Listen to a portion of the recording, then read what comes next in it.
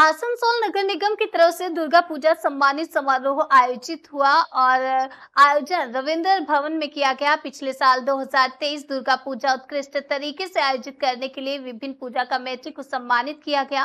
इस मौके पर यहां आसनसोल नगर निगम के मेयर विधान उपाध्याय, डिप्टी मेयर वसीम उल हक, बड़े चेयरमैन डॉक्टर देवाशीष सरकार, आसनसोल नगर निगम के अन्य पार्षद, कर्मचारी, अधिकारी उपस्थित थे। मेयर विधान उपाध्याय ने कहा कि पिछले साल दुर्गा पूजा कमेटी को इस साल महाले के दिन भी सम्मानित किया जा रहा है।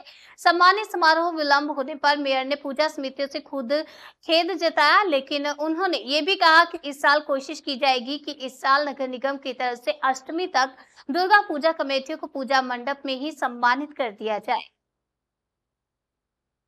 गत বছর 2023 যে পুজো কমিটি প্রায় 420 জনকে মানে ছিল আমাদের 106টা ওয়ার্ডে, তাদের মধ্য থেকে 45 খানা আমরা বিভিন্ন দিক দিয়ে আমরা পুরস্কার আজকে দিয়েছি।